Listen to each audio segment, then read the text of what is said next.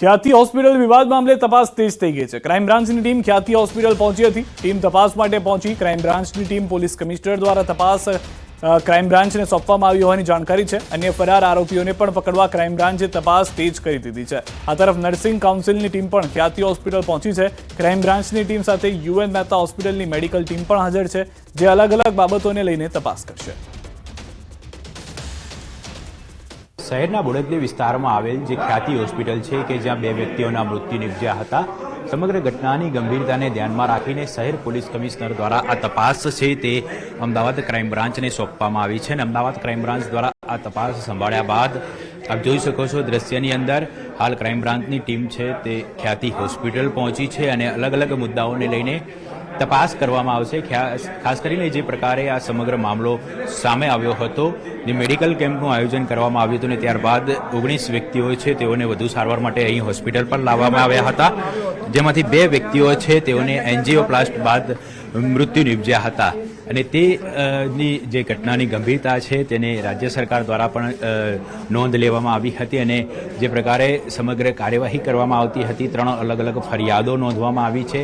5 આરોપીઓ વિરુદ્ધમાં 3 અલગ અલગ ફરિયાદો દાખલ કરવામાં આવી છે અને આ 3 ફરિયાદોની તપાસ છે તે અમદાવાદ ક્રાઇમ બ્રાન્ચ દ્વારા કરવામાં આવી છે। તપાસ સંભાળ્યા બાદ હવે ક્રાઇમ બ્રાન્ચ દ્વારા જે તપાસનો ધમધમાટ છે તે શરૂ કરી દેવામાં આવ્યો છે, કારણ કે હજી સુધીમાં માત્ર એક જ આરોપીની ધરપકડ કરવામાં આવી છે। અન્ય જે 4 આરોપીઓ છે તે ફરાર છે, એટલે આ જે 4 આરોપીઓ છે તે હાલમાં કઈ જગ્યાએ છે, કઈ જગ્યાએ છુપાયા છે। એક આરોપી છે તે વિદેશ હોવાનું પણ સામે આવી રહ્યું છે, એટલે તેની પણ તપાસ કરવામાં આવી રહી છે। એટલે કે પોલીસ દ્વારા આ જે ફરાર આરોપીઓ છે તેને ટેકનિકલ સર્વેલન્સ અને હ્યુમન ઇન્ટેલિજન્સથી પકડવા માટેની જે તજવીજ છે તે હાલમાં પોલીસ દ્વારા શરૂ કરી દેવામાં આવી છે। એટલે ક્રાઇમ બ્રાન્ચ દ્વારા હવે આ સમગ્ર મુદ્દે આગળની તપાસ છે તે સંભાળી લેવામાં આવી છે। કેમેરામેન હિરેન શાહ સાથે ઋત્વિજ સોની, ન્યૂઝ 18 ગુજરાતી, અમદાવાદ। હોસ્પિટલમાં એક પણ દર્દી નથી, કોઈ પણ નર્સિંગ કોલેજ હોય તેને પેરેન્ટલ હોસ્પિટલ 100 બેડની હોવી જોઈએ એવો મેડિકલ કાઉન્સિલ ઓફ ઇન્ડિયા અને ઇન્ડિયન નર્સિંગ કાઉન્સિલનો નિયમ છે।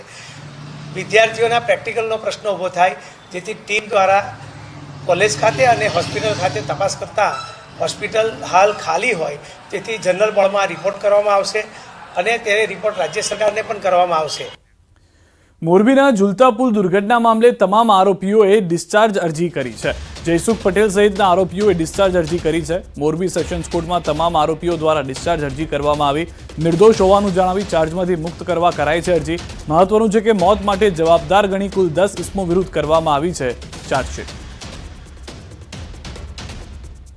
આઈપીસી 304 અને 308 કોઈ સામે બનતી નથી, એટલે એમને આ ગુનામાંથી બિન તોમત છોડી મૂકવા જોઈએ, ડિસ્ચાર્જ કરી દેવા જોઈએ, એવી એમની અરજી આજે આવી છે તમામ આરોપીઓ વતી। હવે આ જે અરજીઓ આવી છે દરમિયાન અમારું સૂચિત તોમતનામું નામદાર કોર્ટમાં પેન્ડિંગ છે। હવે ડિસ્ચાર્જ એપ્લિકેશન બધા આરોપીઓ આપી છે તેના વાંધા જવાબ ફાઇલ કરવાના રહેશે, એટલે નામદાર કોર્ટે હજી અમને ડેટ નથી આપી। આણંદમાં કાઉન્સિલરે આચરેલા દુષ્કર્મ મામલે પોલીસે 2 શખ્સોને દબોચ્યા છે। આણંદ પોલીસે સસ્પેન્ડેડ કાઉન્સિલર દીપુ પ્રજાપતિના 2 ભાઈઓને દબોચ્યા છે। હાલ દીપુ પ્રજાપતિ પોલીસ પકડથી દૂર છે। દુષ્કર્મ આચરતા સમયે મહિલાનો પતિ આવી જતા મારામારી થઈ હતી। મારામારી કરનાર શખ્સોમાંથી પોલીસે દીપુ પ્રજાપતિના ભાઈને દબોચ્યો। પોલીસે આ ગુનામાં સંડોવાયેલા અન્ય 7 લોકો સામે ફરિયાદ નોંધી છે। ફરાર આરોપીને ઝડપી પાડવા આણંદ પોલીસે ટીમ બનાવી તપાસ હાથ ધરી છે।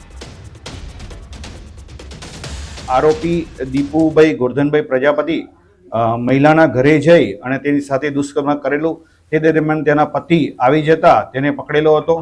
ત્યારબાદ આ પોતાના દીપુભાઈ ગોરધનભાઈ પ્રજાપતિએ પોતાના બંને ભાઈઓ તથા અન્ય 7 જેટલા ઈસમોને ભોગ બનનારના ઘરે બોલાવી આ ગુનામાં સંડોવાયેલ આરોપી કમલેશ ગોરધનભાઈ પ્રજાપતિ તથા ભરત ગોરધનભાઈ પ્રજાપતિની ધરપકડ કરવામાં આવેલી છે। મુખ્ય આરોપી હાલ પોલીસની પકડથી દૂર છે। વધુ માહિતી ન્યૂઝ 18 સમાચાર જનક પાસેથી મેળવ્યું છું। જનક, જે દિશામાં તપાસ થઈ રહી છે, હજી મુખ્ય આરોપી ફરાર છે, પરંતુ અન્ય લોકોને પકડવામાં આવ્યા છે, વધુ પગેરું મળશે તેનાથી? ચોક્કસ સિદ્ધાર્થ, આ ઘટના આણંદ જિલ્લાના આણંદ શહેરના વોર્ડ નંબર 100 ની છે, જ્યાં ભારતીય જનતા પાર્ટીના નગરપાલિકાના સભ્ય દીપુ પ્રજાપતિ તેની જ વોર્ડની એક મહિલા સાથે દુષ્કર્મ આચર્યું હતું, જબરજસ્તી કરી હતી અને તે જ વખતે તે મહિલાનો પતિ આવી જતા સમગ્ર ઘટના બહાર આવી હતી એ વખતે મારામારી પણ થઈ હતી, ઉગ્ર બોલાચાલી પણ થઈ હતી. દીપુ પ્રજાપતિનો પક્ષ લઈને એના બંને ભાઈઓ કમલેશ અને ભરત આજે ભોગ બનનાર પીડિતા છે એના પતિ સાથે અને એના સગા સંબંધીઓ સાથે મારામારી કરી હતી અને સમગ્ર ઘટના અંગે પોલીસે ફરિયાદ નોંધી છે 7 જેટલા શખ્સો સામે. હાલ આણંદ ટાઉન પોલીસે દીપુ પ્રજાપતિ જે મુખ્ય આરોપી છે એના બંને ભાઈઓની અટકાયત કરી છે અને આ દીપુ પ્રજાપતિ હાલ ફરાર છે. ચોક્કસ ભારતીય જનતા પાર્ટીના આણંદ જિલ્લા સંગઠને દીપુ પ્રજાપતિને આવું અનૈતિક કૃત્ય કરવા બદલ તેના હોદ્દા પરથી સસ્પેન્ડ કરેલ છે. જય સિદ્ધાર્થ. આભારજનક સમગ્ર માહિતી બદલ. જૂનાગઢ અંબાજીના મહંત તનસુખગીરી બાપુ બ્રહ્મલીન થયા. મહંત તનસુખગીરી બાપુ બ્રહ્મલીન થતા સમાધિ યાત્રા સમયે જ ગાદી માટે વિવાદ શરૂ થયો. ભવનાથના મહંત હરિગીરી ઇન્દ્રા ભારતી બાપુનું જૂથ અને દત્તાત્રેય મંદિરના મહંત મહેશગીરી વચ્ચે વિવાદ ઉભો થયો. બ્રહ્મલીન તનસુખગીરીના શિષ્ય કિશોરભાઈ અને યોગેશભાઈએ મોટો આક્ષેપ કર્યો. મહેશગીરીએ હોસ્પિટલમાં સહી સિક્કા કરાવ્યા હોવાનો આક્ષેપ કરવામાં આવ્યો. અમે હોસ્પિટલમાં હતા ત્યારે મહેશગીરી જેમના સાગરીતો હતા આવ્યા હતા ત્યાં અને જબરદસ્તી આઈસીયુ રૂમમાં ઘરી ગયા. हमारा गुरुजी तनसुखगिरी महाराज ऐसे बेबस पड़े थे तो इनके सब अंगूठे ले लिए, कोमा में थे. यहाँ योगेश भाई आए और मेरे को बताया कि नीचे कुछ गड़बड़ हो रहा है, आप फौरन आइए.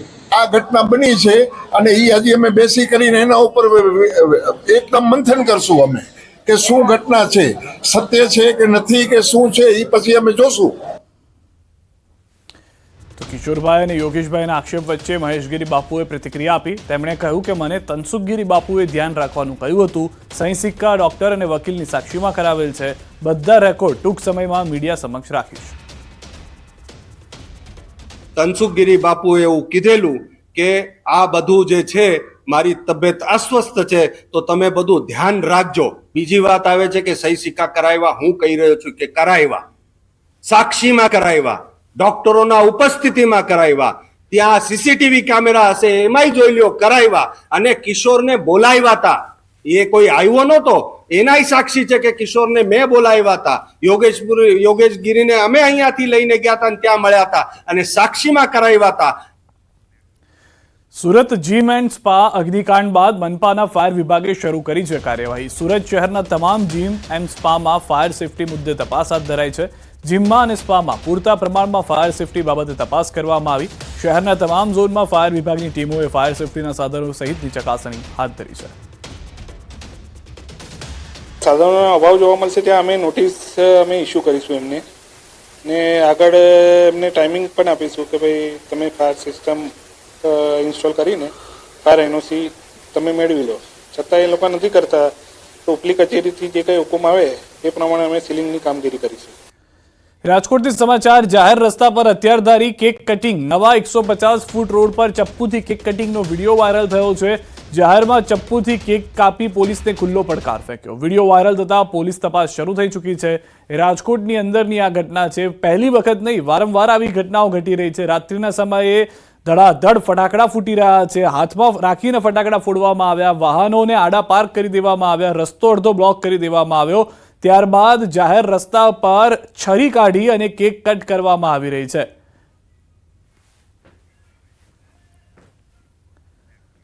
ભાવનગરથી સમાચાર. હથિયાર સાથે રીલ્સ બનાવી ભારે પડી ગઈ છે. રીલ્સ બનાવનારની પોલીસે કરી છે અટકાયત. પોલીસે યુવક પાસે મંગાવી છે માફી.